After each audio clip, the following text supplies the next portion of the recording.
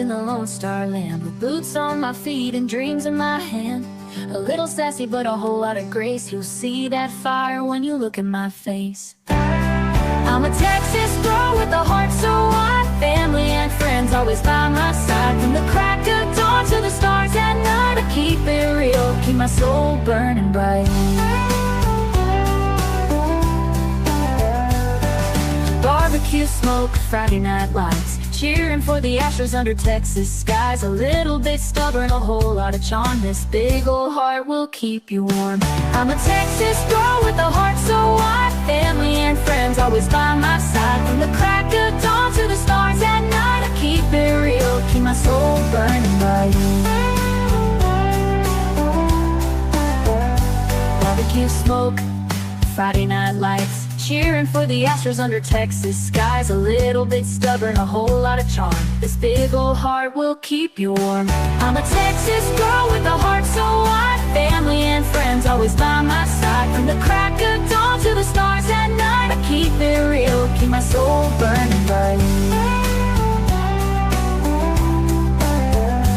From the blue bonnet fields to the city streets, every step I take feels like home to me. With a little sass and a lot of pride, this Texas girl's got nothing to hide. I'm a Texas girl with a heart so wide, family and friends always by my side. From the crack of dawn to the stars at night, I keep it real, keep my soul burning bright.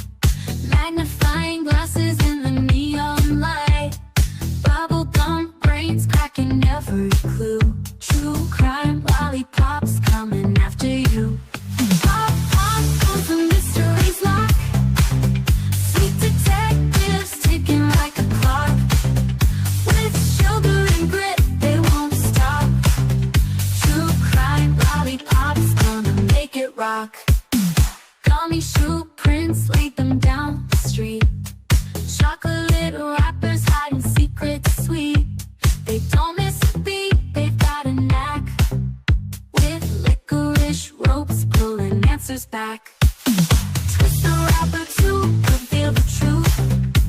A sticky web spun by a candy sloop. No sour lies can escape the grip. These lollipops are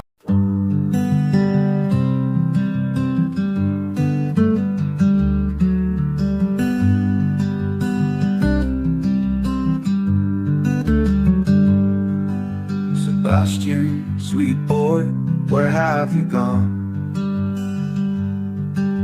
The sun sets low, but we keep marching on. The wind whispers your name soft through the pines, a melody aching in these hearts of mine. Roads are endless, the nights are cold, but your story's a light we'll never let go. Where are you, sweet boy Sebastian? We're searching the hills, the rivers, the plains. You deserve better, oh you deserve better. And your army is fighting through heartache and pain. Your laughter once rang like bells through the air. Now silence just lingers, it's more than we can bear. We carry your memory, a flag in our hands. Through shadows and valleys, through shifting sands. The roads are endless, the nights are cold, but your story's a light we'll never let go. Where are you, sweet boy Sebastian? We're searching the hills, the rivers, the plains. You deserve better, Oh, you deserve better, and your army is fighting through heartache and pain. Your laughter once rang through heartache and pain.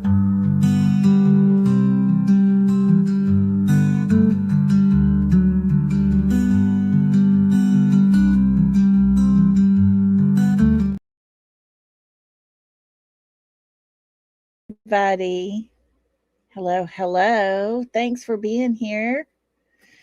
Okay, let's see here. Daisy Duke, hello to you. Hello, Miss Rhonda. Good to see you. Celine. Cecilia. I don't know why I read Celine, but hello, Cecilia. Hey, Blue Eyes. Love you so big, girl. Let's see. Daniel, hello. Texas Plain Jane, hello to you. Hey, Miss Kathy. Good to see all of y'all with me here. Let's see who else we got. Hey, Brenda Sue, how are you doing? Hope you are doing good. Let's see who else joined us today. There's the one and only TJ. Hello, Mama. How you doing? Good to have you with us. Hey, Lisa King. There's my friend Michelle. Hello to you. Hey, Jacqueline. Good to see you. And our beautiful Jen in Georgia. Hello, my friend. Let's see. Teresa. Hey, how are you doing? Hey, Kai. And let's see here. Who else we got with us? Gotta get through, and I'm trying to not let it jump. I hate when this chat pops and jumps. I get lost. And I try to say hi to everybody best I can. Let's see here.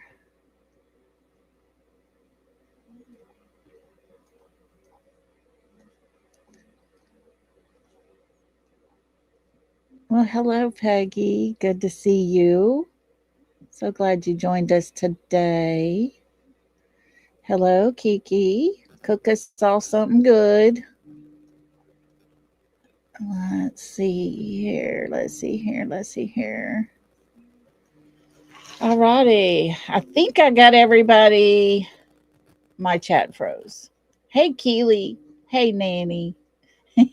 All of a sudden it unfroze, and I'm like, whoa, wait, hold on. I hope I said hello to everybody. If I didn't, I apologize. Hey, Bobby, Cheryl, Valley Gal, Cat Lady. Boy, I missed a bunch. Sorry, guys. Hi, Just My Girls. Good to see you. Keely, I hope you're doing really good. Hello, Miss Erna. Veronica. Hey, Nisi. How you doing? Good to see you. All righty. And Nani, how you doing? I think I got everybody. If I didn't, I apologize. I'm so sorry, y'all. And I do apologize for coming on late. I my daughter had told me about a story. She said, "Mom, go to Facebook and read it." It was about a pediatrician that lives here and an accident that he had been involved in.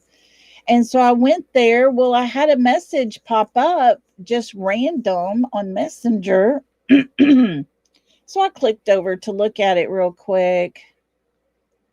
Y'all, it was a voice message from my son that he sent probably a year before he passed away.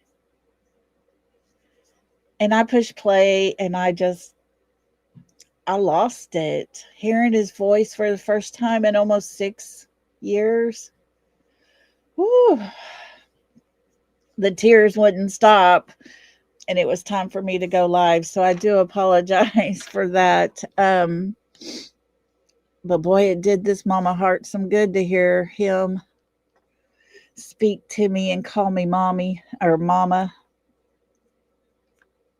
It was quite the take my breath away for a little bit. I had to gain my composure before I could get started. So I do apologize for that. But yeah, woo, it did take my breath away, y'all. I was just like, whoa, whoa. I couldn't breathe for a minute. I was on the phone and I was like, oh my God. And the tears just wouldn't stop. So I apologize to all of y'all for being so late. Oh, hello, Maui. Good to see you. And so, anyways, yeah, Jen. Oh, Jen knows. But this mama heart needed to hear his voice, and that was a godsend for sure. But it took me a minute to get my composure to be able to even speak again. But anyways, thank you for being here. Thank you all for waiting. I appreciate your patience. I try so hard to be on time, but that one caught me out of the blue. But anyways, let me get myself put back together again. Yes, Miss Kathy, I think you did because it's been pretty rough the last couple of days, just getting so close to that date. And unless you've experienced that, a lot of people just don't get it. But oh, Nanny, I'm so glad you have that. Yes, my daughter had where he had sent her a voice message and he said, I love you. And he said, tell mama I love her, because he was out of town at the time. And she took that clip where he said, tell mama I love her, and put it on um, it's like in a picture frame, and it's got the little heartbeat thingies on it. And um, there's an app where I scan it and it plays his voice saying, tell mama I love her. So, yeah, it's good to have their voice. And, with technology today, I am so thankful I even found that. Oh my gosh. I keep his Facebook active just by posting on it because I don't want to lose everything he has on there. And Facebook does not make it easy for a mother to take over their child's page. If it's gone, they're gone. So they told me to just keep it active by posting on there. And I never, ever, ever thought to look into Messenger because he used to send me voice messages. And that message was, oh my gosh, that's a puzzle for me. I'm so colorblind, mama, and I was just like, oh my gosh. He was very colorblind, and I found a puzzle that was nothing but black pieces, solid black. And he was always having a hard time putting puzzles together because he couldn't match up the colors right. But we always teased him about it. Anyways, not trying to be sappy today, but thank you all for being here. I appreciate y'all so, so much. And yeah, yeah, they didn't have Facebook. That's what I'm saying. Today's technology, man, it made me happy. Very, very happy. And I'm grateful for it, for sure. So, anyways, yeah, Texas Plain Jane said nothing wrong with being sappy. Oh goodness. Anyways, I hope everybody's doing well. Yeah, it was a nice birthday gift, Maui. It really was. I did need it more than I actually realized. Oh, do you? Blue eyes, that's amazing. I love that. Oh, yeah. Miss Kathy, yeah. Anyways, I hope everybody's doing well and being safe out on these wackadoodle streets that are called YouTube. I do apologize to anyone if they were offended by how I felt yesterday. I've been a person on YouTube where I'm not going to pretend one way or the other. I'm being honest with y'all, and that's how I was feeling yesterday. When does it end? When does it end and these kids become the number one focus? Hey Felicia, good to see you. And so, you know, it's just sad that there are so many missing kids out there in this world, and what started out to be a sector. You just need to be you. Thank you, Veronica. But this used to be a sector of let's help these kids. That's why I joined up and became a creator. And it doesn't seem like that's where we're at anymore, and it's sad. But, I don't have hate in my heart. I heard, I was being talked about again last night. Dadgum. If people don't realize the idiocracy behind the words they say, you know, if I'm really sleeping with Seth Rogers, then he would have to be in Texas or I would have to be in Tennessee. And I don't think either one of us have been either place. And it's pretty obvious. It ain't happening. But let's make fun of it. Let's keep putting it out there. How does that help Sebastian talking about his father like that? It's totally disrespectful. So, whatever. I'm just going to sit in my little corner of these YouTube streets, and anyone who would like to continue to join me, I would love to have y'all, because I'm going to talk about Sebastian in the story. Not going to stop. We made that promise together as a united group here, and y'all asked me not to give up on Sebastian, and I'm not going to. We're going to see it through. And the streets can burn all around us or whatever. It's their choices. Good golly. But doesn't mean I have to like it. Doesn't mean I have to pretend it's not happening. And I am human. I have emotions. And I'm going to be honest with y'all. And so I'm not going to come on here and pretend to be one way and actually be a different person. That's not fair to anybody that follows my channel. Not going to do it. And I'm not going to sugarcoat anything either. So, with all that behind us, let's get started. Bobby, look at you, girl. She gifted 5 memberships.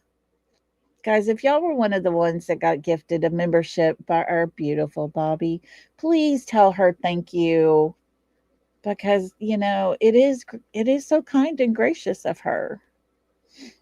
And so with that, welcome to the South, y'all. Welcome. Welcome to the South. We break that good stuff out. We got enough to go around. So can I get a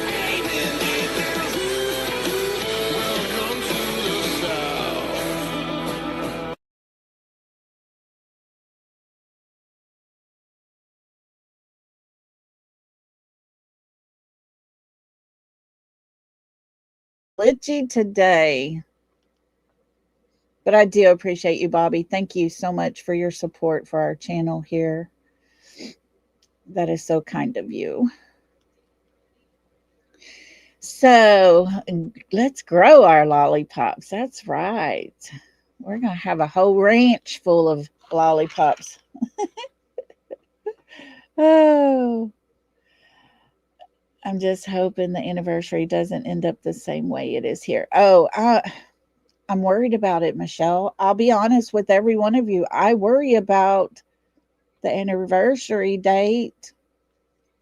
There are people going with good hearts and good intentions. And then you have Texana making a post, this post that she made. You avoid us because we will be doing searches and drones and all the things. And I'm pretty sure it would be a safe bet that it's going to be happening right where they're all wanting to gather. And so it's just going to cause a ruckus. Oh, Nanny, thank you. You know, every once in a while, I have my say because it affects me or the whole genre of true crime stuff. It gets out of hand. And I have a say about it, but I don't linger on it. And I'm not going to dwell on any of it because it's not going to do me any good to do that. And it's not going to do any of you any good to sit here and listen to it. And it sure as heck does not do anything good for any of these missing kids. Hi Dan, how you doing? And so, yeah, we'll have our say every once in a while. I'll do it, but I'm a big girl. I can let it go and move on. Yeah, the trolls don't hurt my feelings. You know, it's funny, Tina, because when we have trolls coming in here, it's when you realize, oh, we might be a little too close to something. Because if we're just sitting here talking, they don't come in, right? They only come in to cause distraction. And that's what I believe Texana, her post was a warning to everybody. And I just pray it does not get destroyed with drama or anything like that. Because I do know people are going and they have good hearts and they have good intentions on what they're going for. But there are those that are not so good that have already stated, stay out of our way. But she didn't say where their way was going to be at. And I have a feeling it's going to cause some problems.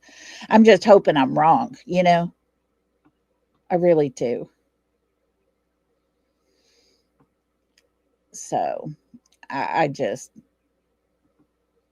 whatever, you know? I mean, I can't stop it. I can't make it better. I can't do nothing. I'm just stuck over here in East Texas. All I can do is pray. Hey, Holly girl, how you doing? Hope you're good. Well, thank you all for being here. And oh, by the way, Daisy, I love the way you got your spelling on your name. Don't ever change it again. That is super cute. I like it. Just wanted to tell you that. Oh,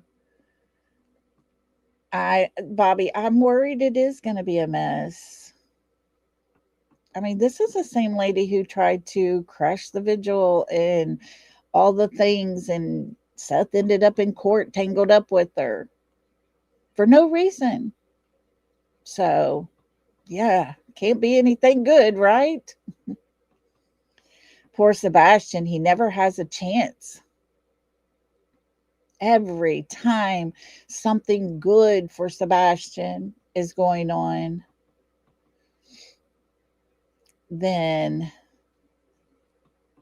there always seems to be something bad come in behind it.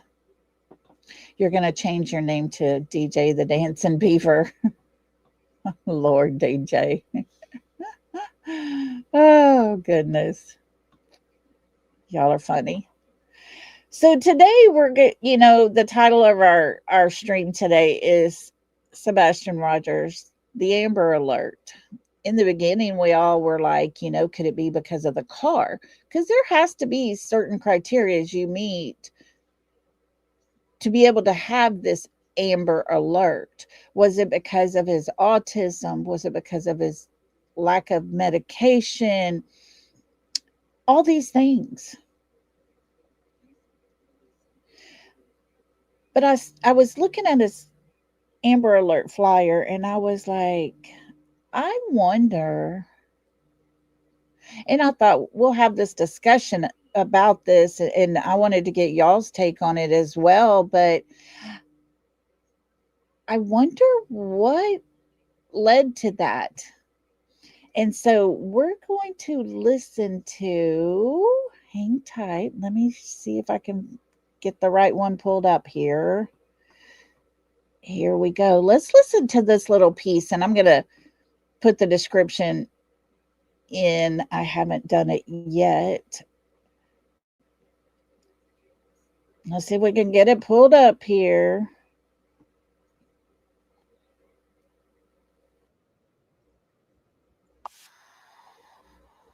From his home February 26. First responders have searched about 2,000 miles for 15-year-old Sebastian Rogers. The TBI is releasing some details on the case. They say right now there's no proof of any criminal element or foul play, but they haven't ruled it out either. Investigators also say video surveillance from homes and businesses have turned up empty, but they are investigating tips and leads every day, interviewing and re-interviewing people while going over evidence again. So I wanted to share that because no digital evidence. Hey, hold on. Hold on.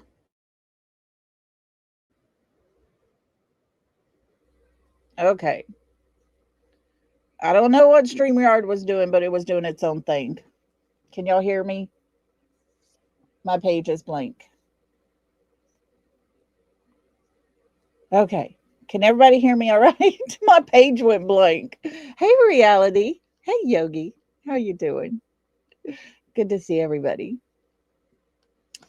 Okay. Thank y'all. I was like, wait a minute. What's going on? So the Amber Alert comes out. And in the beginning, we all had these different thoughts about, okay, endangered child alert, Amber Alert, all these things, but you got to meet all these criteria. And I wonder now. Hi, Julian. How you doing? I wonder now, guys. Could it be the fact that within that first day, they started realizing there was no evidence that he ever left his home, but yet he's reported as missing? Hi, Wendy. Good to see you. I'm really starting to wonder if what they heard and what the evidence was showing them was just cause for an Amber Alert to happen. When a parent tells you, I don't know why he went out that front door over there, Oh, you're behind, Tina girl. StreamYard's being a little wonky. And so, thank you, Michelle. I was just fixing to try to find that. Thank you. So, Mom's saying he went out this door. Stepdad's there. He's going to push that narrative as well because that's what mom's telling, right? So everything's putting Sebastian out there somewhere. But she told law enforcement as much and as different stories as what she's told us. And law enforcement is finding no recording, no digital video of any sorts to even prove he made it home. And no digital evidence at all showing him walk out that front door, that garage door, or anything. Nothing. Nowhere in that whole entire neighborhood. Could that be the real reason for the Amber Alert? I'm starting to wonder now because, you know, an Amber Alert is an emergency public facing immediate broadcast tool for severe child abduction. But yet a criminal case is the broader legal investigation, which may or may not include a public alert. Isn't that interesting? Amber Alerts are usually done when there's been an abduction or evidence of an abduction. Exactly, Veronica. Shoes left. How did you know for sure he went out that door? He didn't pick up his shoes and put them on, did he? So things weren't adding up, guys, in the very, very beginning of Sebastian's case. You know, and it's quite funny that mom comes up with this flashlight theory, but yet we end up seeing flashlights walking around the back of their home. I'm starting to wonder if Sebastian did not make it home, was that car at 3 a.m. a staging type thing? Did she walk around and have a light that would come on occasionally just to leave enough out there for any camera that didn't happen to get jammed up that night?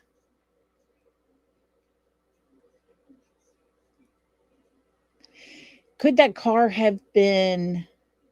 A lot of people thought it was to bring his shoes and his clothes back. Guys, I don't think the clothes make any difference if what Chris and Katie have both told us.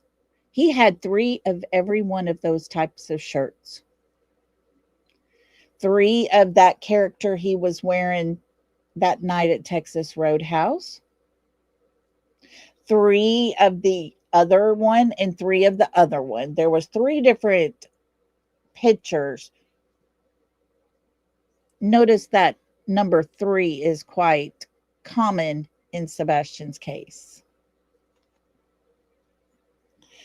And Veronica, it may have been to pick him up. It might have been. But now we are starting to realize the very beginning, the FBI put out a $50,000 reward for, excuse me, the whereabouts of Sebastian Rogers and the arrest of those responsible. In the beginning, they said he went missing on the 26th from his home on Stafford Court. That has now changed, per the FBI, to he went missing from the area of Stafford Court. Because, folks, I honestly believe they don't have any evidence that young man ever made it home. Now that we know her dash cam only recorded 6 minutes from her drive from Texas Roadhouse, supposedly to their house, and she told FBI she didn't get home till 8 o'clock, and he immediately took out the trash. She told us they got home around 7. Friends, at the most, we're talking 12 to 14 minutes from Texas Roadhouse to their house.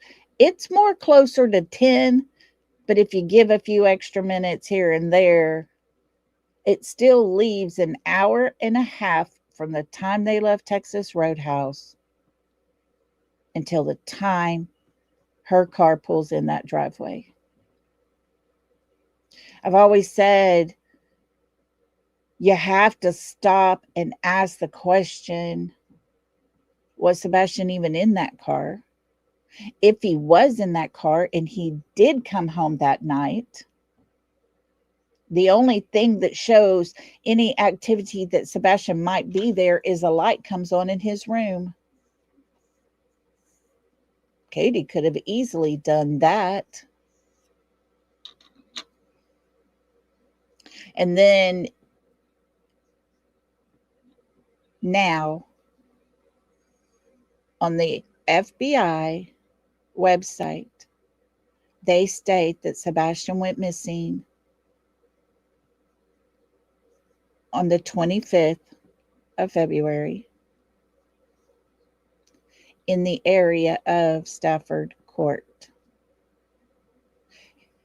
If we were to take all their words, everything they've said, everything they've put out, they have backtracked away from the version his mother has presented that we were all supposed to believe as fact. They have backpedaled and actually changed their wording on the time, the date, and the area of his disappearance. Could it be that he was handed off in that hour and a half? Sure. Anything's possible because we don't know. Her dash cam does not come back on until the next morning when she's leaving out of the driveway. So after 6 minutes of her trip home, Sebastian's in her car. He's never seen or heard from after that. Does he remain in her car and go in that garage in her car with her? The door shuts. Could it be Sebastian taking out the trash? Could be.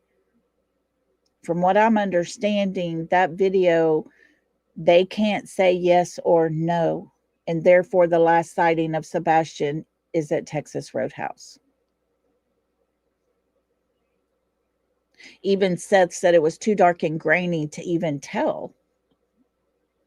But Katie pushes the narrative the FBI has cleared it up because of the way that boy runs. I'll still keep asking her, how does the FBI know how Sebastian runs? How can they verify that? Did you send them a video of how he runs? Then my other question to her would have been, no, I have not seen the dash cam video. No, they have not put that out to anyone. On the FBI.gov website, if you have a login and have gone through the background check and all the things, they have it stated there that she told them she got home at 8 o'clock that night. She said Sebastian took out the trash. They also state there is no digital or forensic evidence to even prove he made it home that night.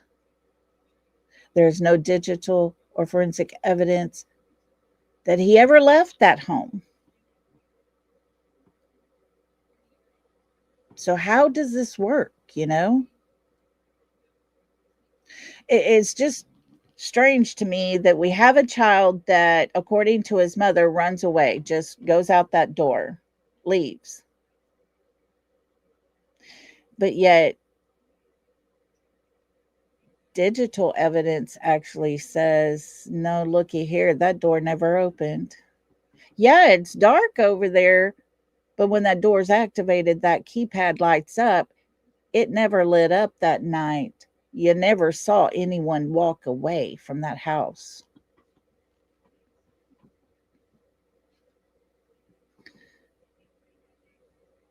So everything from the very, very beginning was all based off of the words of his mother, the one that was last with him.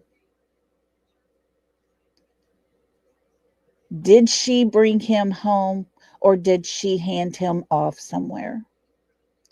I don't know where it was posted, somewhere on Facebook, but it did. There was the post saying that allegedly Katie was spotted at the BP station, which is right past the high school, which is Worsham's as we know it. And there was a car that pulled up beside her.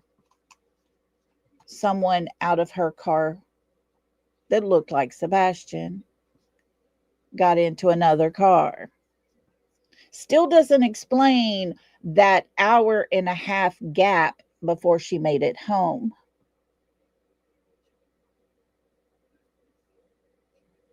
There's too many unanswered questions hanging in this young man's case.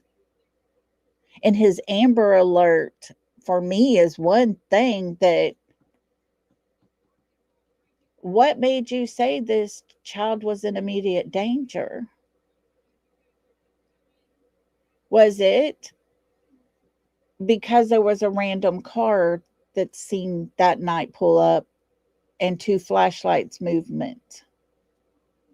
But yet Eric Craddock tells us it's of no evidentiary value. But he can't tell us what it is. So it leaves us more confused. What is that 3 a.m. light video? What is happening during that ruckus that we see happening when in February there was no leaves on those trees? There was just sticks. So it wasn't leaves moving. Leaves don't form body shapes. You know what I'm saying? What was happening? What could have been going on? And the biggest question, what led to the Amber Alert? The fact that they started realizing within the first 2 days, hey, this child ain't nowhere to be found. We don't even know he made it home. What is going on?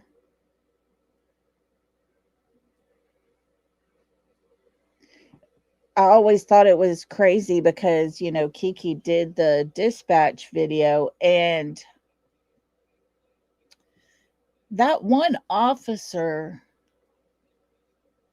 goes back to 1008 Stafford Court, which is the Proudfeet's house. And after he's there, he makes an announcement on the radio for everyone to come back and meet up there. And then they'll make a game plan. There were already several people in the cemetery area searching. in the construction site searching, but they're all called away. Yeah, you're right, Veronica. All the doors were locked. Katie was locked in her home by herself. But we're not supposed to look at her and question her because she's supposedly grieving.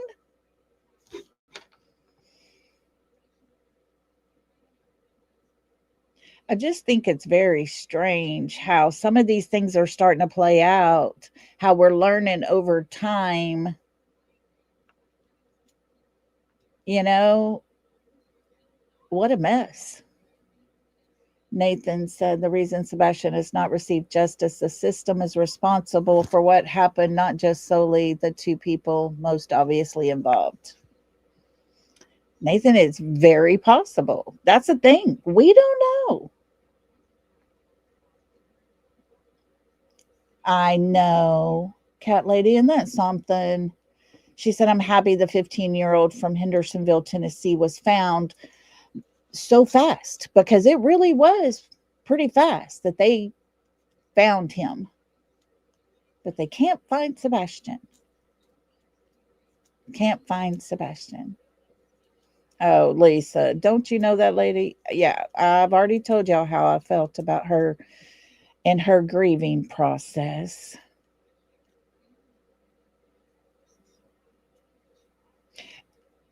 Nathan, a lot of people would agree with you on that. The most tragic thing, there was never a serious investigation. I mean, why are you going to call people away from already being in search mode at the most crucial time? Should Sebastian have been in that area, he could have slipped away because you called everybody back off of that area. And everybody went different directions after that. Of course, take into consideration who was sitting in the Proudfoot's home. When you have a missing child and there's no evidence he ever left that house, and you have the DA sitting in your dining room talking to you, the mayor stops by, from what I've heard. Something ain't right here.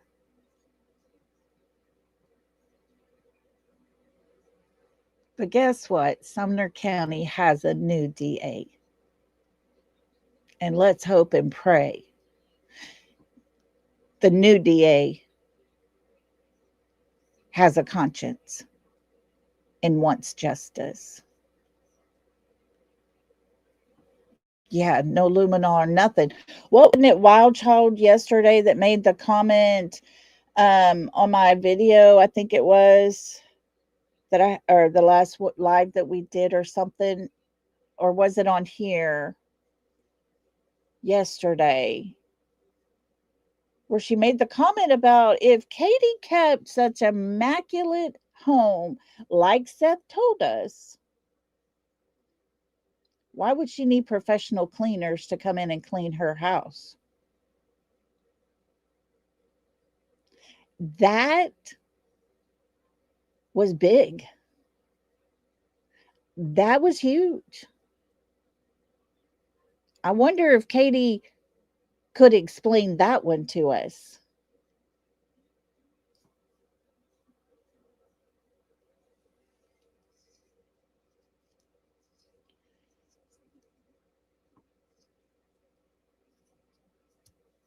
Yeah, you are right. Diana said, Silvers said it right. You can remember all the jokes and the put downs and threats. You know where Sebastian is. 100%. I know, right, Teresa? I mean, were they serving up coffee and crumpets? I mean, there's a missing kid.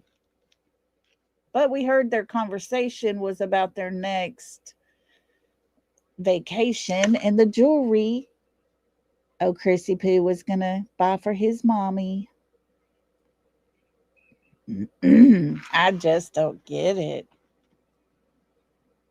I mean, yeah, cat lady. And I never thought of it, but I believe it was Wild Wolf that put it out here. If Seth makes that comment, how Katie kept her house immaculately clean, why would she need a professional to come in and clean her home? If you're grieving because your child's not there, if you're panicking because your child is nowhere to be found and you're scared for your child, you're going to care less whether your house is immaculate or not, whether it is scrubbed clean or not. That's going to be the last thing on your mind. My best friend and my cousin came when we found out about my son, and they started moving stuff around, getting chairs arranged because they knew people would start coming in and have places for everybody to sit, kind of thing. Because we do live in a small town. And it ended up to where, gosh, almost the whole entire town ended up in my house.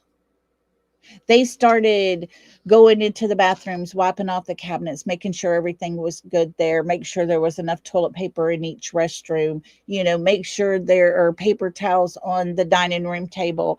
Let's go ahead and put a full row over here, And I was like, what are you doing? And they said, don't worry about it. We got this.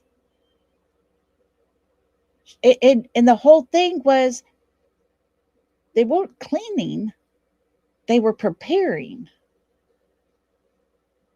More being prepared for what they knew was going to turn into a large group of people coming and going from my home.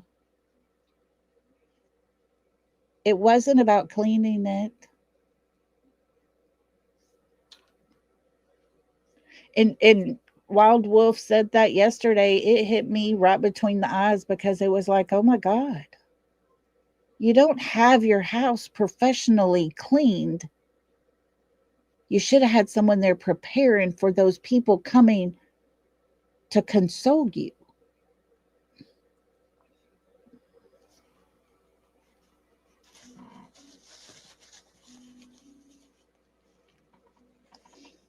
It's just crazy how Katie Prophet thinks, how she has acted. We saw how she drove through the neighborhood with her windows up to search. But we're not supposed to question her because she's a grieving mother.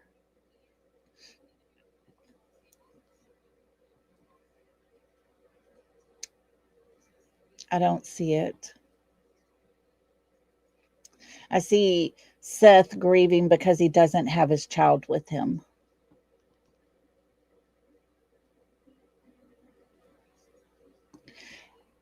I see Seth speaking out for his son. We took the time to sit here and listen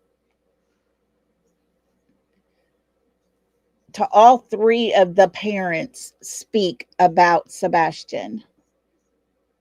It wasn't until the third day. We did Katie first, we did Christopher second, and we did Seth third.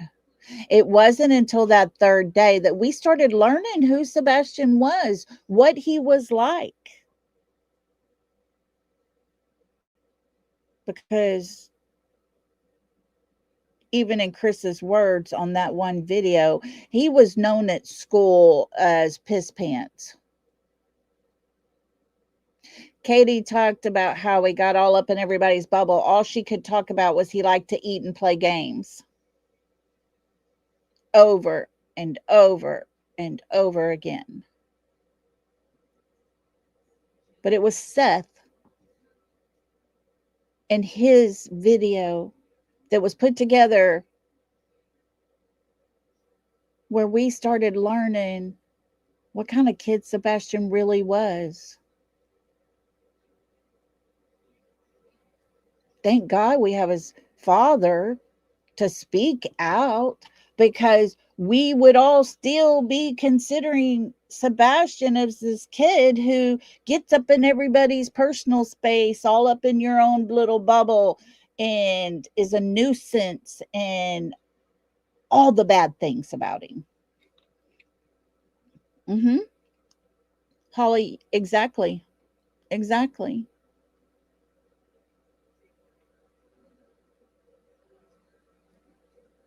They just say it as if it's everyday thinking, just their way of, yeah, that's what he's like.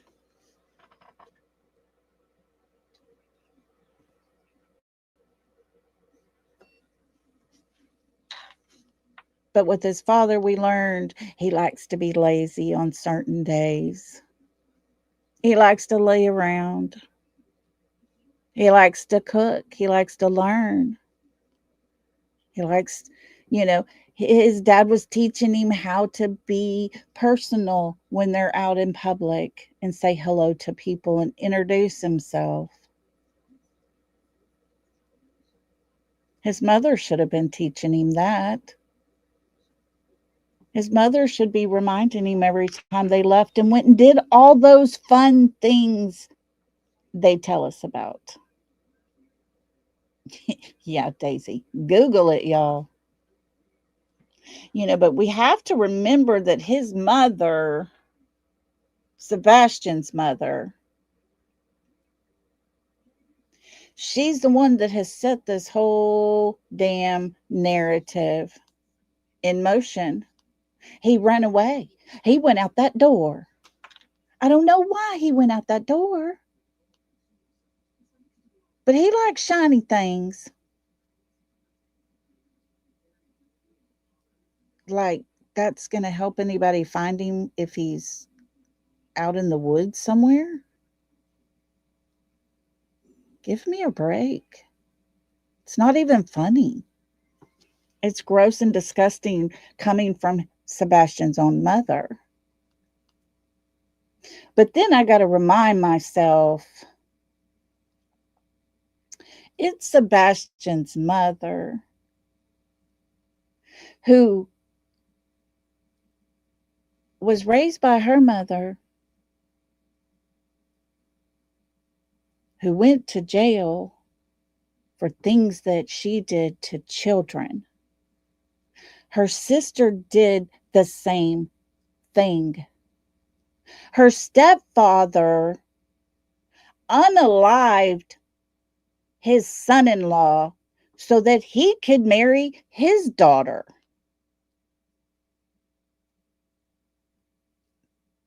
We're talking a messed up family. Does that make any of that Katie's responsibility? No. Sebastian is her responsibility.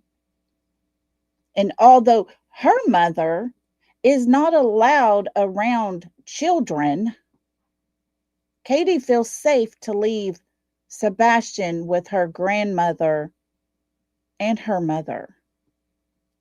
Katie feels safe to allow her son to have conversations with her mother.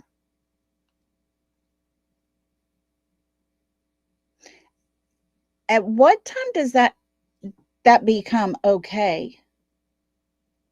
At what time does a mother feel like, it's okay. She just hurt a few kids.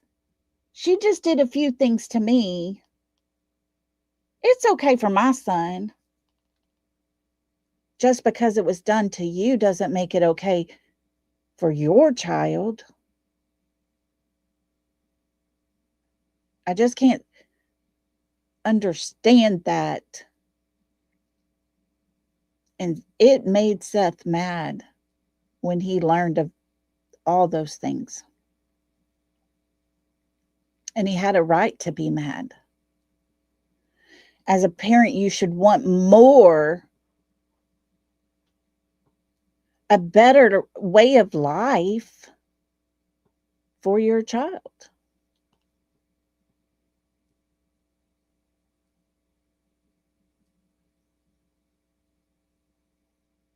But yet, yeah, like Holly said, they normalize it.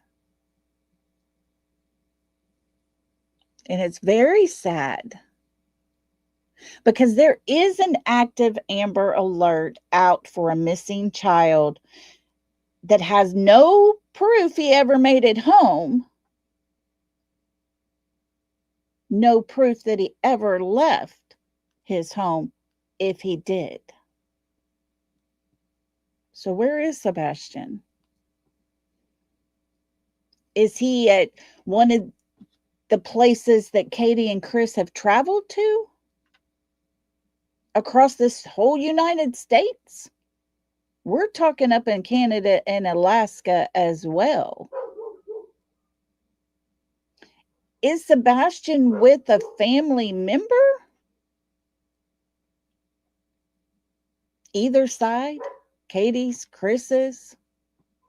Pretty sure he's not with Seth's family because they were all out searching for him. They wouldn't have wasted their time if they would have known he was tucked away safely with their family. Maybe that's why Katie. Yeah, y'all hear Ziva barking. She's actually here. That's the other dogs. They're on the stairwell. But maybe that's why Katie's not been grieving so much, because she knows who has Sebastian. Wouldn't that be amazing to find out that, Sebastian has been living actually with a family member? He's been taken care of this whole entire time. Hopefully not abused.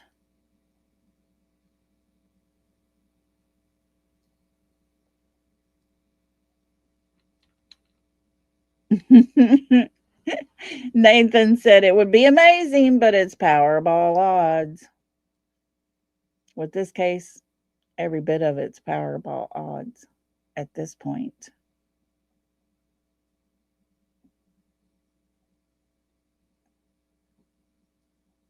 Diana believes he's not anywhere else but closer to home. A lot of people believe he's really close to home. And yeah, that would be awesome. Katie even said maybe when he's 18, he'll come walking through that door. Do you honestly think he's going to come home to you, Katie? Chris?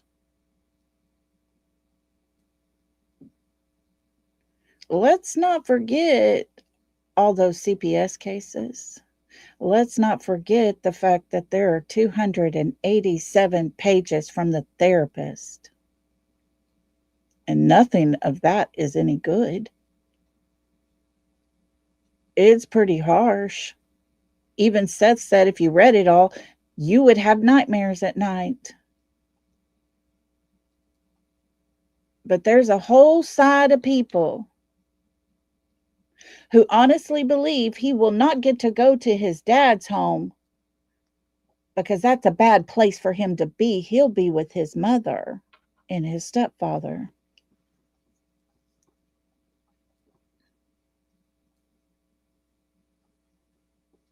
I mean, how does that make any sense? I don't know. I don't. Am I on Seth's side or Katie and Chris's side? No. I'm on Sebastian's side. I have asked questions when it comes to Seth because I have to be fair to Sebastian in his case. And why has his father not been cleared? I have tried to look into that. To be fair, to be above board with every bit of it being equal. There's not equal here, folks. Katie tried to get a restraining order on Seth. The judge threw it out because there was no evidence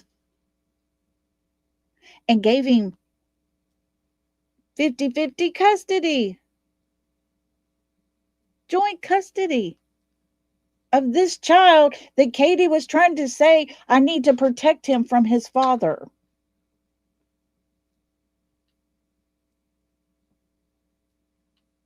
Make it make sense. There's nothing there.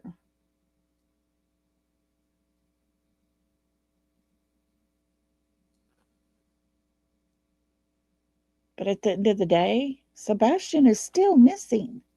Even with all this drama going on and the hate that's being spewed everywhere, Sebastian's still missing. He's missing. Where is he? We are just shy of 2 years.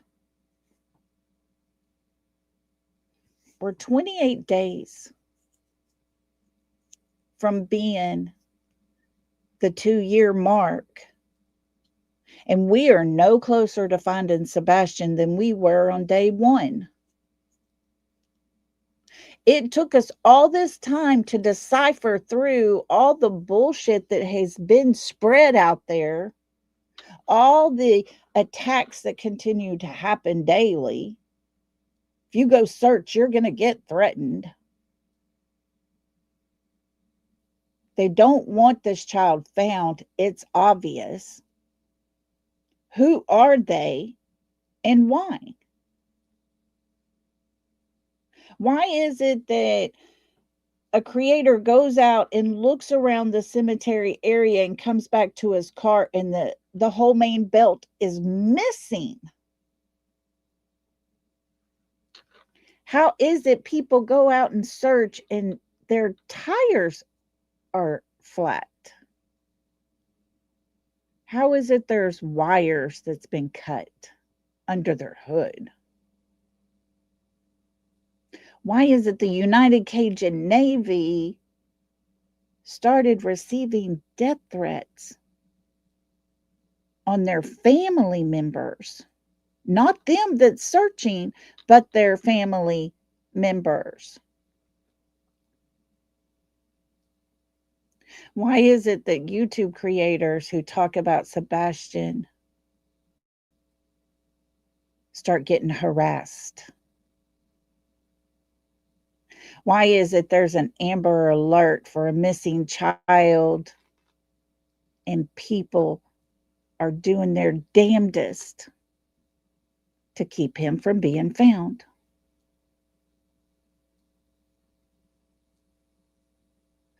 This Amber Alert usually follows alongside of an abduction of some sort. An endangered child alert says, this young man's out here. The elements are changing. He doesn't have shoes. He doesn't have a coat on. He's lost in the woods somewhere. He's endangered.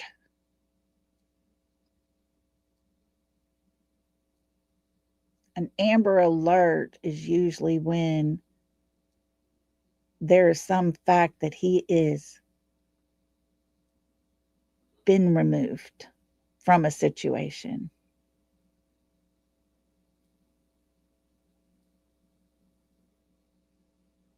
How is it that 2 years later we don't know anymore? And Sebastian still hadn't been found. He hasn't been located.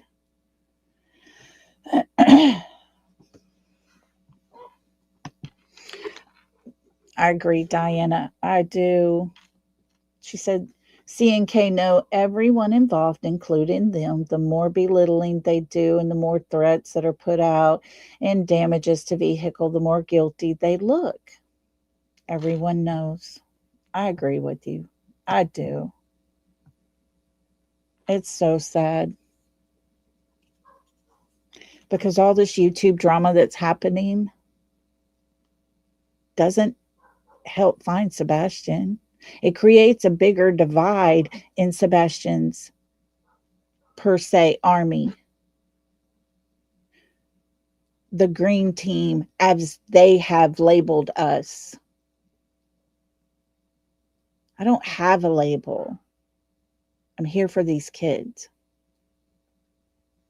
I honestly believe the Jack and Lily case, Daniel was arrested. Is it on the charge of those children? not sure yet. But when they come back and want a sample of your blood, they got something. They got something. So let's pray those two babies will get their justice and they will be found.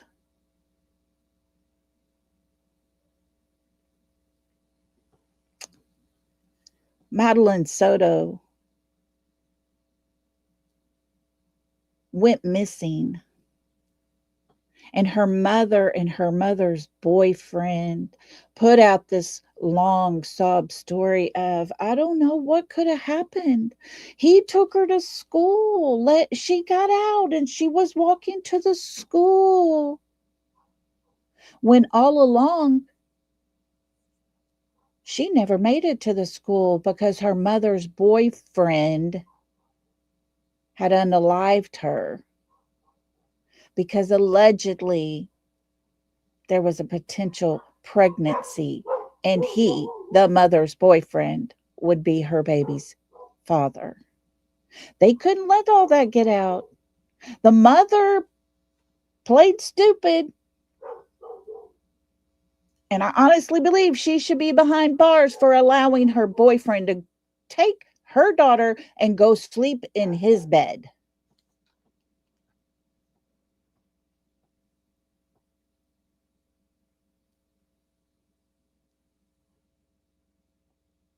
When does that make it okay? It never does. But yet law enforcement worked their ass off and they found that girl in her body. That man is now behind bars.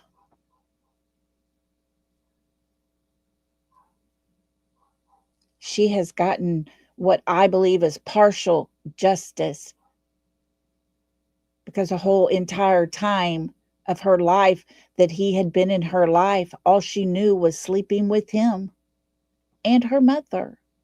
And when her mother had a headache, she would go with him to his bed. It was a way of life there. They made it work, but it backfired on them.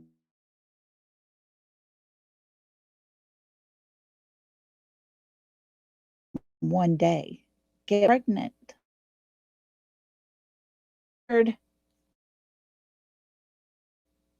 Madeline Soto didn't show up for school that day.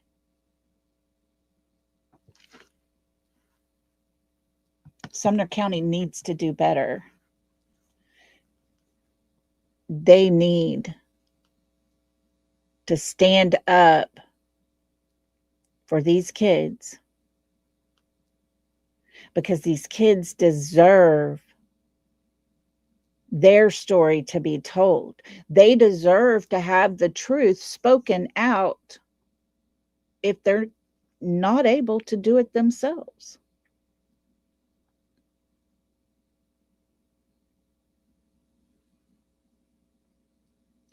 Every day you sit here and you can look at a new Amber Alert.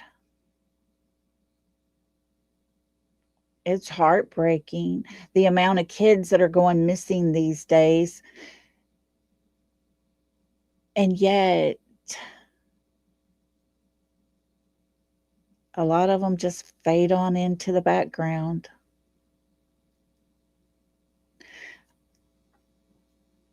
I made a promise to Sebastian, I'm not going to stop. His active Amber Alert tells me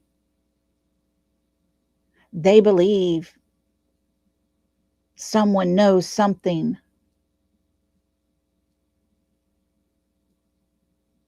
They believe someone out there knows something. At no point have you ever heard Katie nor Chris speak up and say, hey, if you have my son, please let him go. Sebastian, baby, if you can hear me, call 911 and tell them where you are. She has said, I feel like someone has adopted my son, but she's never begged for her child's life.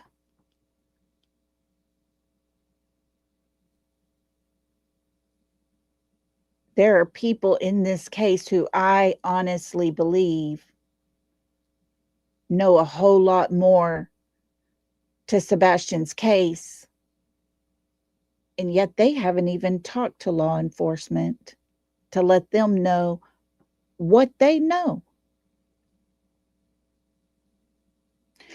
And yet we're supposed to follow these people because they might talk about it, about his case, about other missing kids. I'm sorry. If you cannot make a call and let the law enforcement know the knowledge that you've been told, you should never, ever open your mouth about a missing child ever again. If you are a person who has harmed a child, you should never, ever be able to speak up for missing children.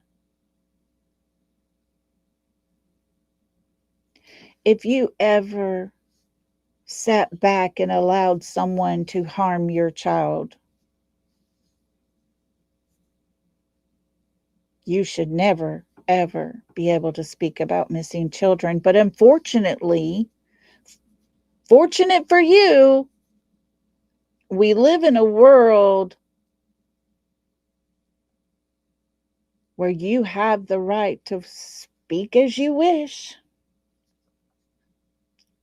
But heaven forbid somebody else might speak about themselves or how they feel and they get attacked. Heaven forbid somebody think different than you, then they get attacked. But because you've got those things in your background, but yet you're going to sit out here and talk about missing kids. You're going to talk about us talking about missing kids and how horrible we are, when the big majority of us don't have those things in our backgrounds. Somebody make it make sense, because it doesn't. If you know anything about this missing young man, I dare you to do what's right. It should have been done a long time ago. It should have been. But you sit on your high horse, make that money, and this child remains missing.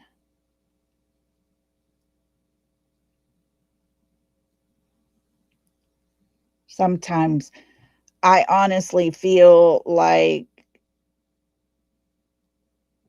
it just becomes an everyday thing for some people, where they've done it and talked about it and all the things, that they just get on here and do whatever they please, however they please. And there are those people who do not give a damn about these missing kids. It's their prerogative. They can be how they want to be.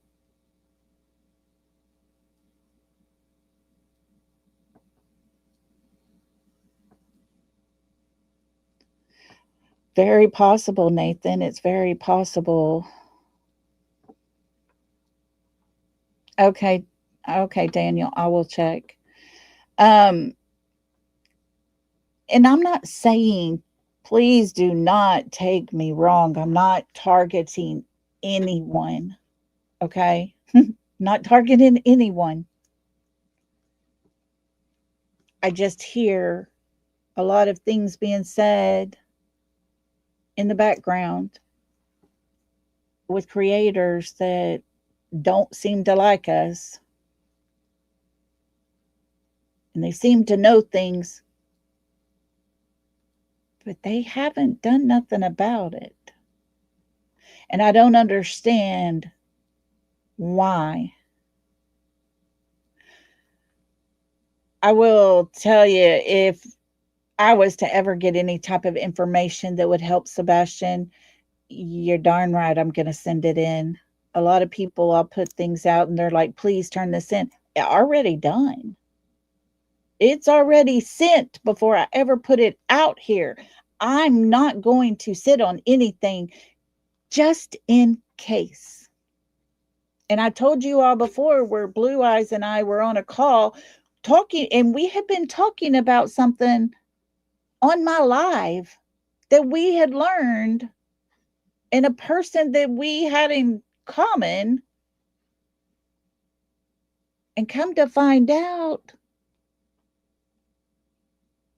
there was a tie into the Sebastian case that we had no clue.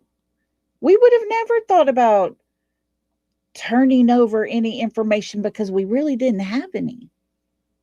We didn't even realize what we had. You see what I'm saying? There's times where you're not sure. But law enforcement knows. The private investigators, they know. If you have anything, no matter how tiny, no matter whether you think it might not even be nothing, turn it in, guys, because it could be something huge. It really could.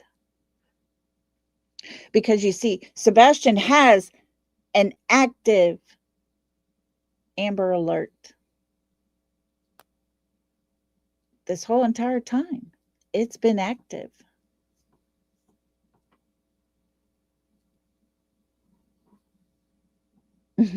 Nathan says it's like saying boss hog is law enforcement.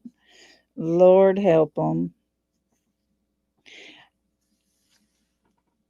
I know people talk about the FBI, need to get the FBI involved.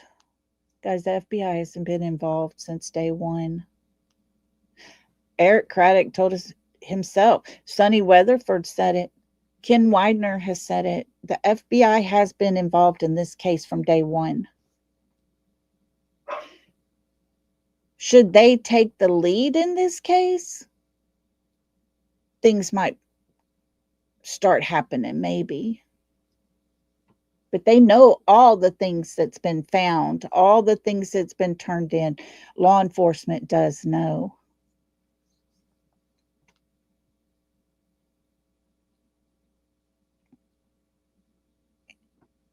And the FBI doesn't put out a $50,000 reward if they don't know things. If there are not things that connect dots for them, they're not putting that much of a reward out there.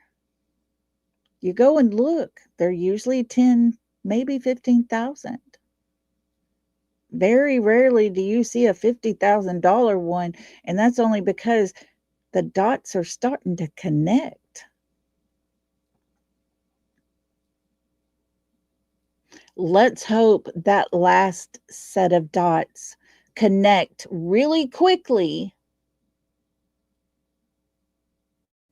and the FBI can maybe step up and say, here you go, make your move. Because they're watching, they're following everything. They see every one of our channels. If it has Sebastian's name in it, they're watching.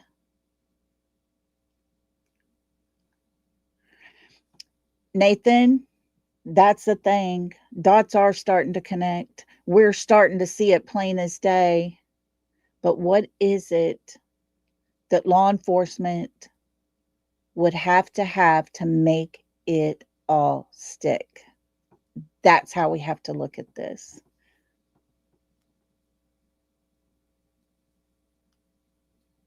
You know what I'm saying? What is it that's keeping them from going ahead?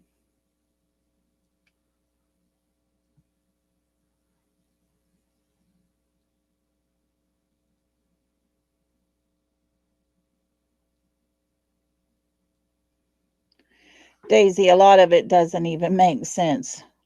It really doesn't. I've just come to the conclusion it's not supposed to make sense to me. I don't know. I don't get a lot of what's happening out there. I don't understand how everybody's justifying things in their minds or their thought process, but it's not up to me. It's up to us individually. I've told many of you that emailed me over and over and over, what should you do? I can't tell you what to do. You make your calls, just as all these other people out here are making their calls, how they feel. Yeah, Michelle, they do need tangible evidence. A lot of times they will wait for a body. I don't know what they're waiting on. I have no clue what piece of this puzzle isn't connecting for them that they want more. I don't know. I wish and I prayed that it would connect as fast as possible to get this over with. Maybe after this case gets solved, we can all start to move on and the drama can slowly go away. But no matter what sector you go to on these YouTube streets, there's going to be drama. There was drama in the Summer Wells case, by golly. It just happens. You just got to learn and choose how you're going to deal with it.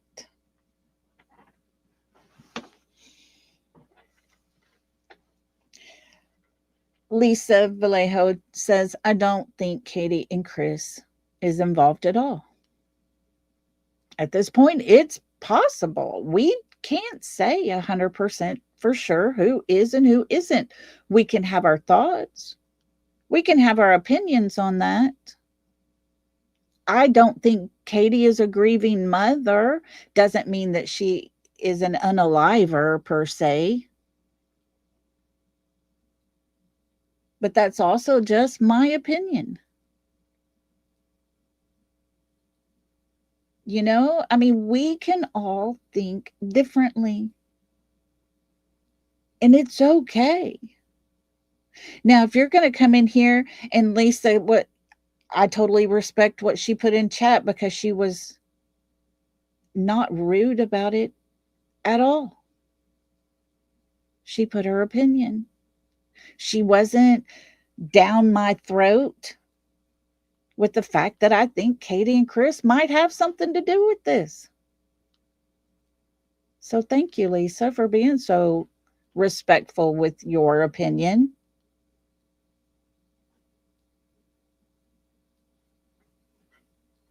And so whoever is responsible or is someone responsible? Are multiple people responsible? That's the part we don't have connected.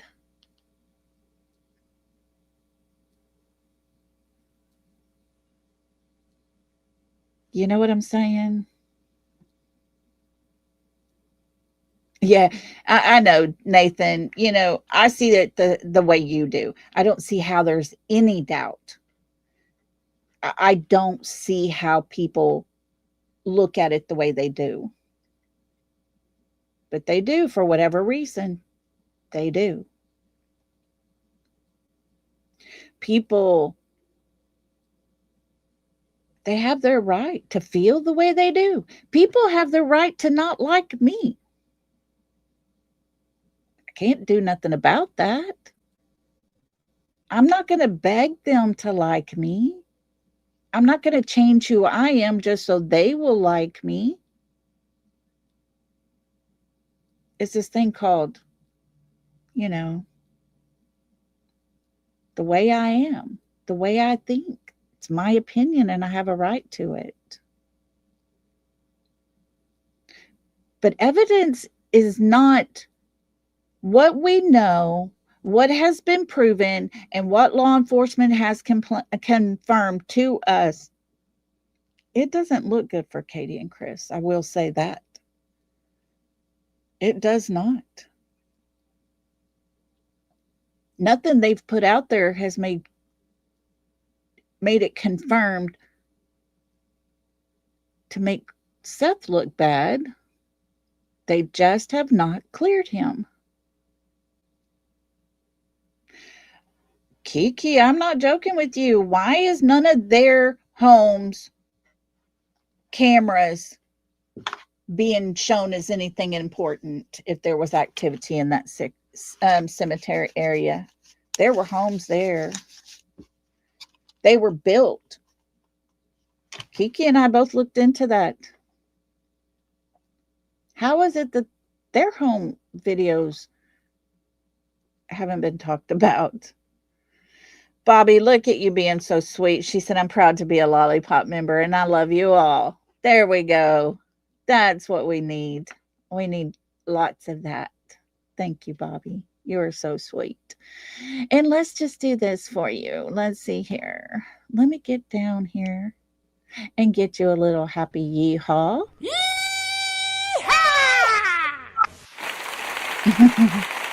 Thank you so much, Bobby.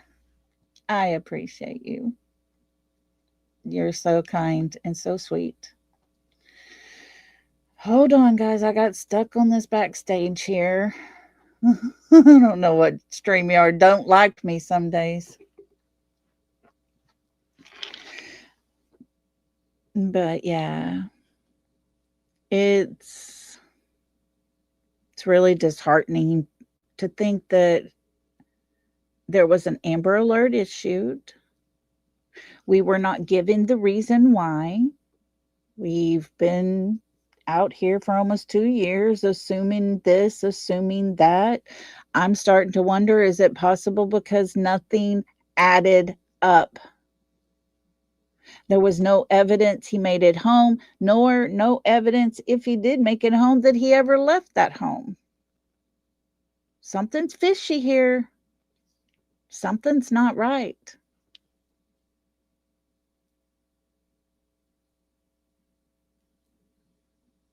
Something don't add up.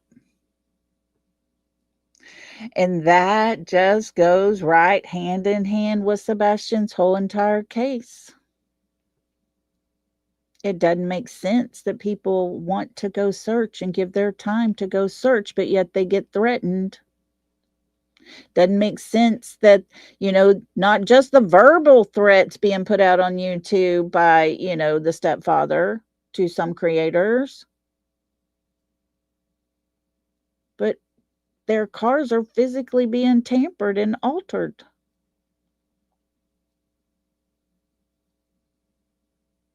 It just isn't right. None of it makes it right.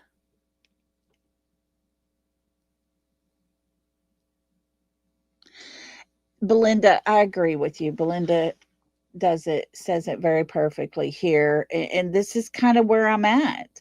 If we can see it, Ellie has to see it. Now our question goes from there to, do they have enough to make that move? If not, what do they need? I wish they would tell us.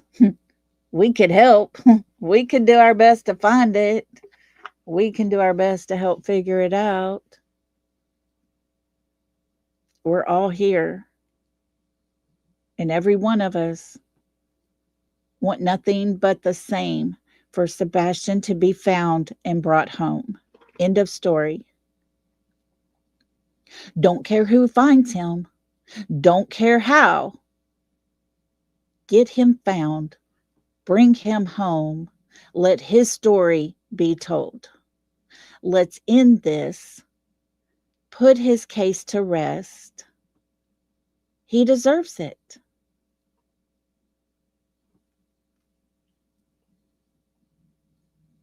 That's all you can say. let's get this, let's do this, let's do it correctly. Make sure you have everything you need. Do what you gotta do and end it. Sebastian deserves that. So, do they know where he is? Are they waiting for someone to tell them where he is? Does any of the evidence lead to where he is? That's when I go back in my mind and I sit and I think,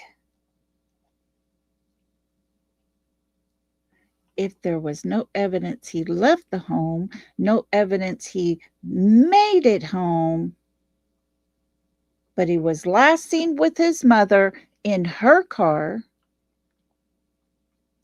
and she tells us he was locked in his home with her, but she's the only one out here to speak.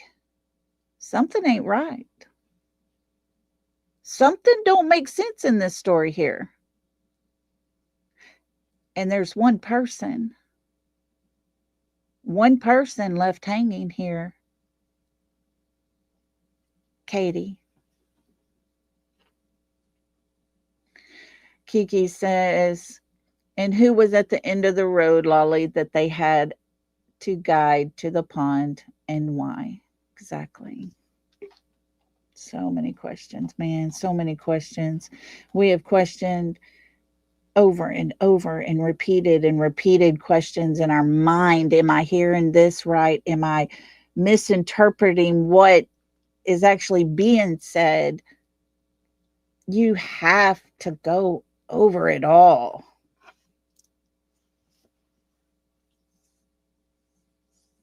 Dan says she is afraid to speak out in his opinion. She might be. I just know this. I have never met a mother. I have looked into lots and lots of cases. I've never seen a mother just shy of 2 weeks having a missing child leave home and leave snacks and covers on the front porch for their child, kind of like what you would do for your dog.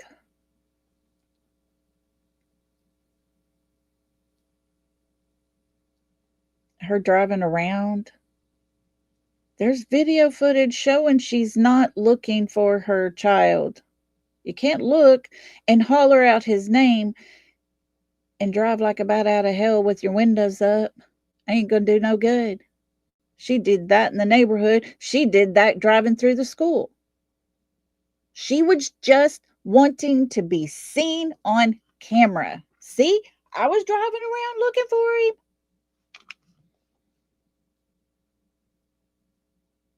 Well, why weren't you looking while you were driving around?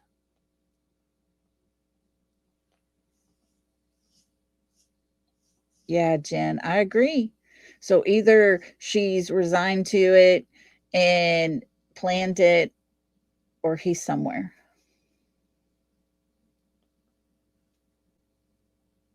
You know, when things don't start adding up after someone has sat there and told you things, and you start seeing these red flags, friends, your gut's telling you something. Your head's catching something. You start paying attention to those things. Every time Katie has spoke, there's been red flags surrounding her whole entire speech, script, whatever you want to call it. Because she adds something. She takes away something.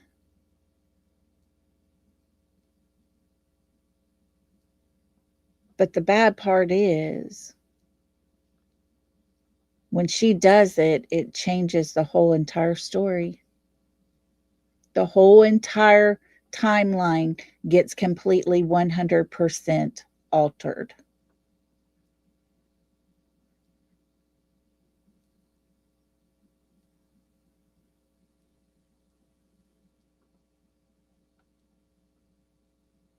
If you're a mother of a missing child and you can't tell the same timeline,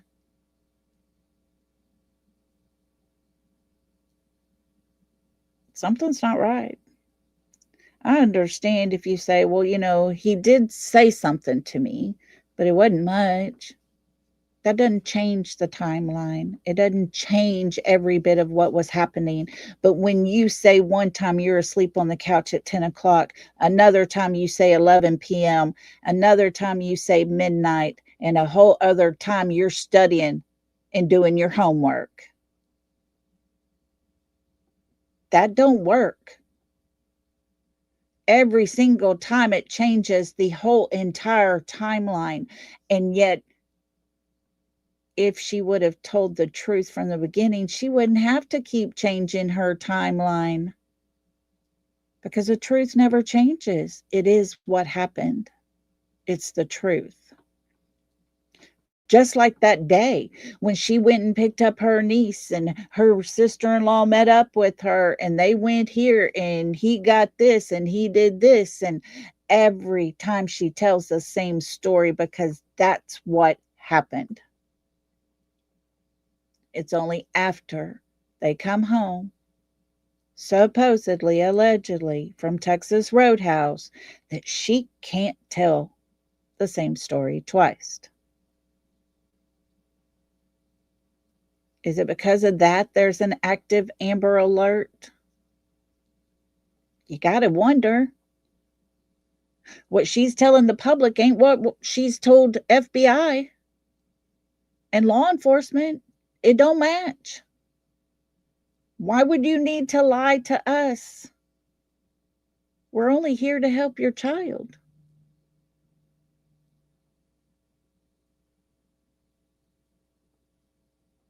Friends, her past was put out there. I didn't dig into it. I rarely reference her past because I'm not quite sure it has anything to do with Sebastian going missing. I do, however, feel protective, like what a mother would, that Sebastian shouldn't be submitted to all of that. And Katie's okay with him having that contact, even though a judge has said no contact. Katie's okay with it. That is a little bothersome.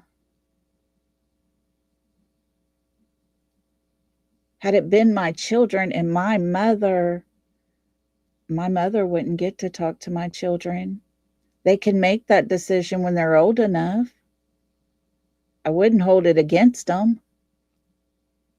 I would love them the same.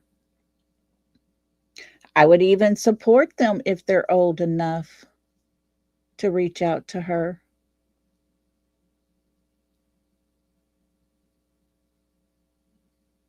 Unfortunately, my mom passed away when my kids were babies, and my mother had absolutely nothing like that involved in her life. Ugh, no.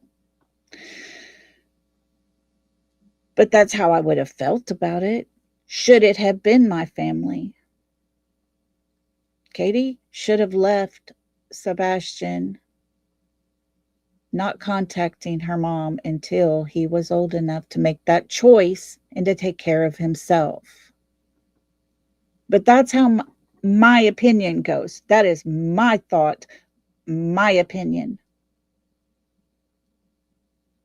Cinderella, you are 100% right. There is no one in this chat, on this platform, that is a perfect parent. No, none of us are.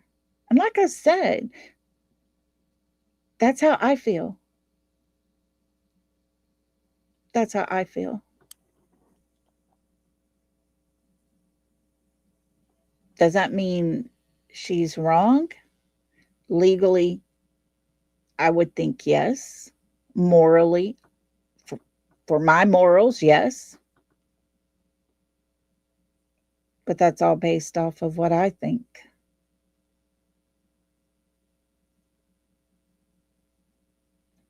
Could that any of that play in the reason for an Amber Alert? Guys, I honestly believe after all this 2-year time span that we have been covering all of this and learning all the things that we're learning, I think there was enough red flags in the very beginning for them to issue an Amber Alert for Sebastian Wayne Drake Rogers. I honestly believe that the missing flyer the FBI put out, they started seeing the red flags enough for them to change some things. They changed the date. TBI changed the date. Because Sebastian wasn't seen after he left Texas Roadhouse. That's why. Everything took place that night. Katie and Chris want it to be between midnight and 6 a.m. I think that's the time that just distraction type things were happening. Not quite sure anymore if that was actually Sebastian being put into that car. But you see, none of us know that because we weren't there. Could it have been, like I was saying the other day, could it have been Katie's scent that led to that retention pond? Could it have been Chris's scent? Could the dog have followed whoever was responsible for Sebastian going missing?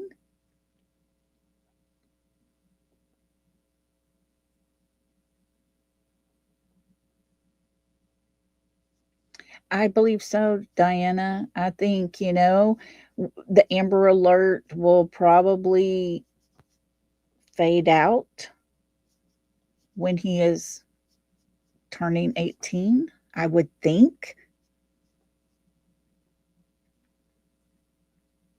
Oh, yeah, Nathan, the retention pond is the ultimate Proudfoot distraction tactic. Exactly. How did he know it was only knee deep?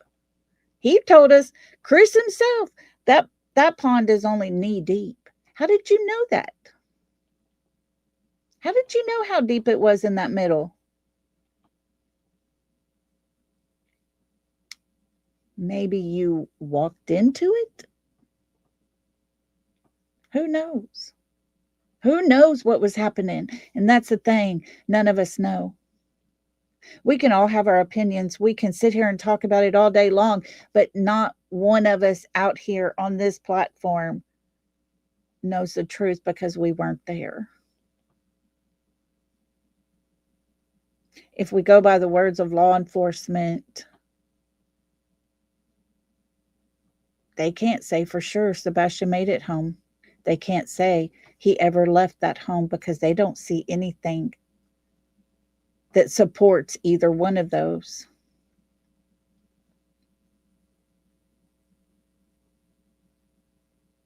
And that's a fact. When law enforcement puts that out there, it's a fact. It's not multiple stories that we got to decipher through. It's not listening to Katie say, well, he would have, and do all her deep breathing to gain her composure. Town chat. Good to see you, sweetie. So good to see you. Thank you for being here and stopping by. It's good to see you.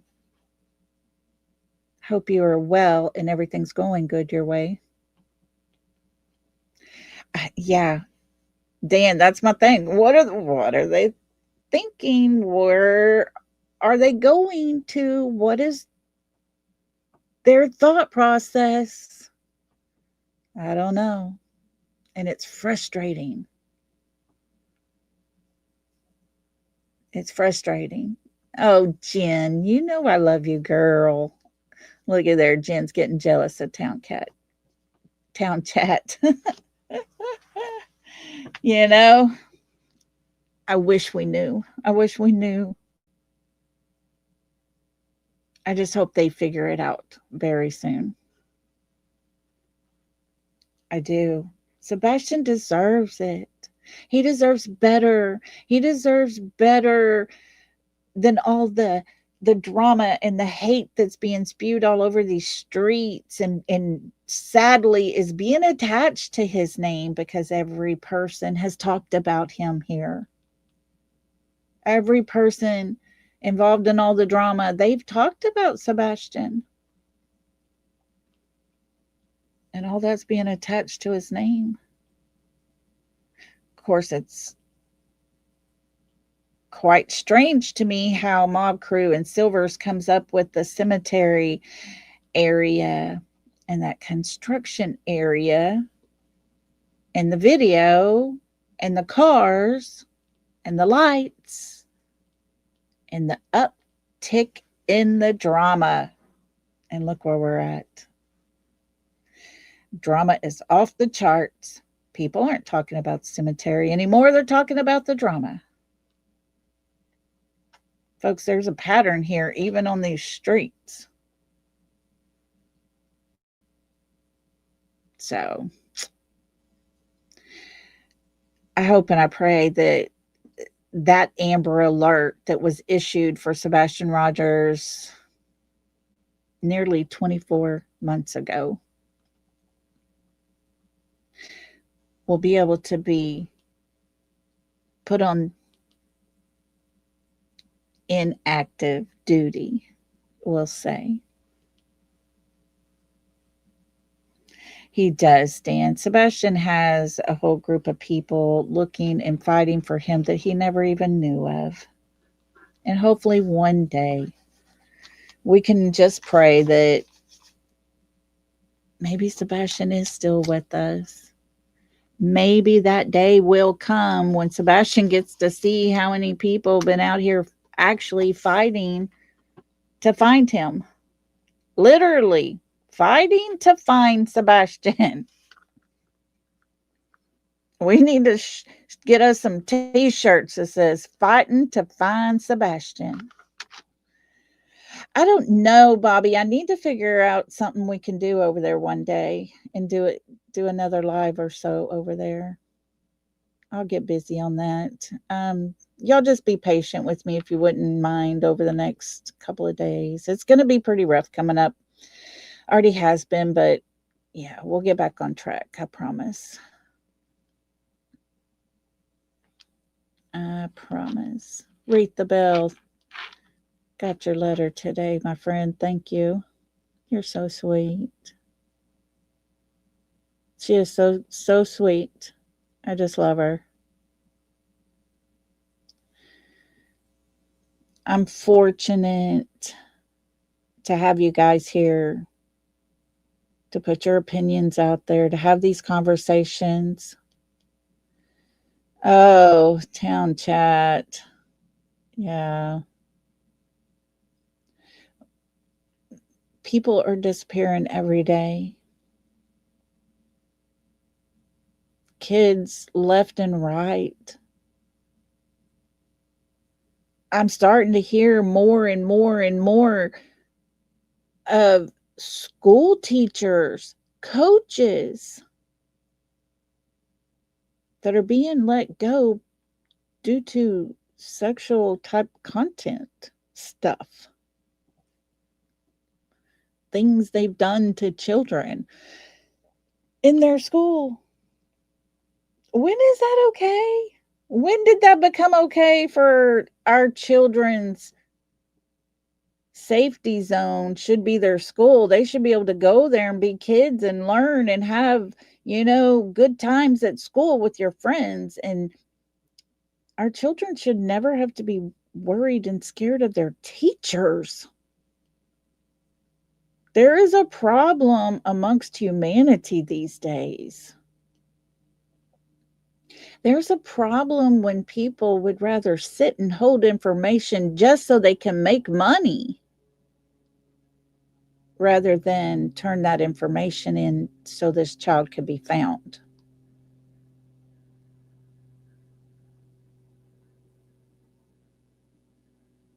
Our world has evil amongst it. I'm not just talking YouTube. Don't get me wrong. I'm talking about there is evil in this world everywhere you look, disguised as just a good old boy, good old girl, happy go lucky. It's very sad that the children seem to be the ones being hurt the most. It's not fair. And it's not right. And that should be across the board with everybody, you know? Everybody. Though we don't all agree on the same thought process, it should never, ever be questioned that these children deserve to have a life living free as a kid, not having to worry about predators among them. It's just sad. That's all there is to it. And that should be everyone agreeing to that. Not pointing fingers, not calling somebody out.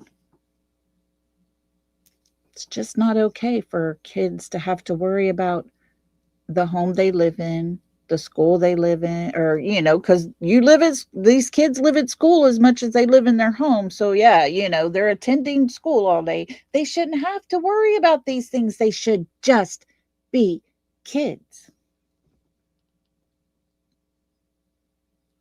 Yeah, Lisa King said children are the most vulnerable and sick people prey on them. It is so sad. So sad. If you look around, you will find it happening all around. All around you. It's happening. And just like what I believe the YouTube streets need cleaning out, per se, of the hate and the evilness that's people are being attacked, should never happen. That should be weeded out. The world should be weeded of all the evil. But unfortunately, that's not how life works. And we have to teach our children, our grandchildren, about these Amber Alerts. This young man is missing and nobody knows where he's at. They're worried for him, so there's an Amber Alert put out. Your children and your grandchildren should have that little thing in the back of their head. I just need to be a little more careful. And it's sad that that's the way it is. Sebastian should have been free to live in his home and not have to talk to a therapist about all the abuse happening. He should have never had to have 5 reports filed for him because of abuse. He should not have vanished off the face of this earth. But unfortunately, all of that happens every single day. And unfortunately, it happened to Sebastian. And we are all passionate about Sebastian. And as long as we can keep an open mind, we can move forward and actually good to help these kids. Because they do deserve it. Retha Bell says goat watching will be fun. Y'all, I'm not joking. There's times where I'd rather just put my recorder on, record me sitting out in the goat pen, not even saying a word. I think it'd be more fun than all of this drama stuff. It's crazy. Lisa, I will say this. His teacher has spoken. His counselor has spoken. His principal has spoken. They were the ones that called for those reports. There are things that they have said. His father has seen the report. Matter of fact, every creator on the other side has a copy of those CPS reports. They were all emailed a copy of those reports.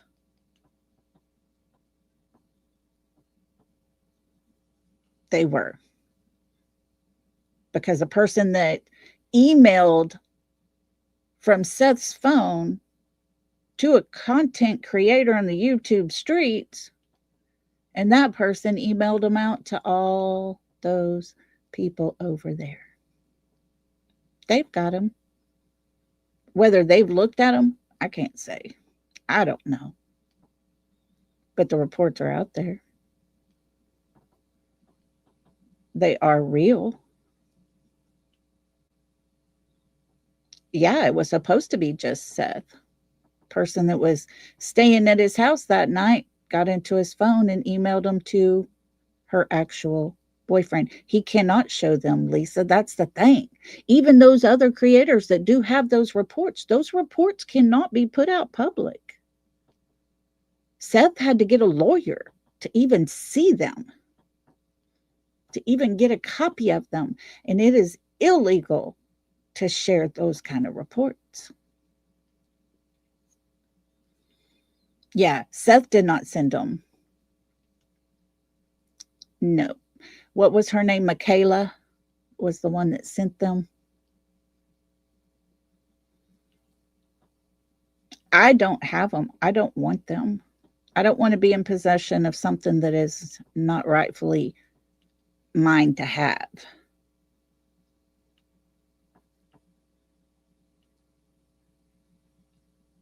No, he didn't. Seth did not. Okay, let me rephrase this. Okay, listen up, Lisa, okay? Because I know it gets confusing. Seth was seeing a woman named Michaela. She was at his house. While Seth was asleep, she got in his phone to his email, emailed and forwarded the email with those attachments to T-Rev, a YouTube content creator. T-Rev then emailed it out to other creators. Seth has made it very clear, and people in power do know that Seth did not do that. So those people who are in possession of said papers could actually, if they talk about it, well, you can call it BS. You can call it for what you want to. Those creators on the other side even said they've seen it.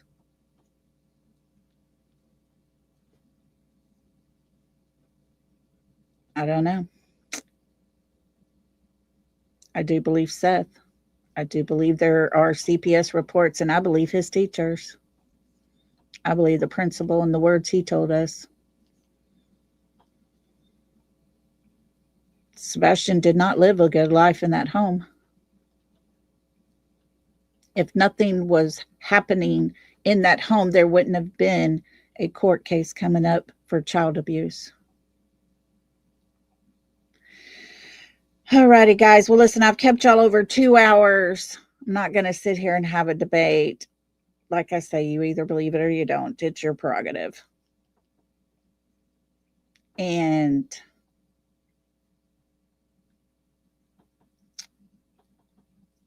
at the end of all of it, there still remains an active Amber Alert for Sebastian Wayne Drake Rogers. who is now 17 years old. You know, Texas Plain Jane, I can say this. I could understand Seth not having a PIN code or his phone locked. It's just me. I don't have mine locked down either. I'm the only one that ever gets my phone. My grandkids are around all the time. My kids are around. Other people are around. My phone will be laying there. I've never, ever had a problem. And I've never locked my phone. So I can kind of see that when it's just you most of the time. But safety wise, we probably all should have our stuff locked down. So, yeah. And mine doesn't. I chose to skip it. That's all. Yeah. I don't want to. My luck, I would have a psychotic moment where I couldn't remember my name or my PIN code, you know? I couldn't even get on my phone to call somebody. That would be my luck. But, you know, it's just a personal choice whether you lock your phone down or not. But nobody's going to think you're going to get in and get your personal stuff and send it to a YouTube creator. It's quite sad. Quite sad. But it is what it is, and it happened, and there's nothing to do about it. But I tell you what y'all can do. Y'all can come back again tomorrow. Y'all come back and hang out with me again tomorrow. We're not through with this young man's case. We're still going to talk about him. We're still going to go over things. We're still going to question things. Because there's still a lot left that there's no answers for. And so we'll keep doing what we do. And so, anyways, with that, y'all be safe out on these YouTube crazy streets. Maui says, almost lolly birthday. Thank you. Yeah. Saturday's approaching very fast. And so, anyways, y'all be safe out on these crazy streets. Protect yourself. Be cautious. Be alert. And as always, stay safe and warm. I know there's another round of Arctic weather coming to hit several states all over again. Whew, Lord. It's cold enough for me. Don't need it. But anyways, guys, y'all be good. Just know I appreciate all of y'all. I appreciate being able to have a conversation with y'all. I love and respect each and every one of you. So until next time, friends, love and hugs. Good night.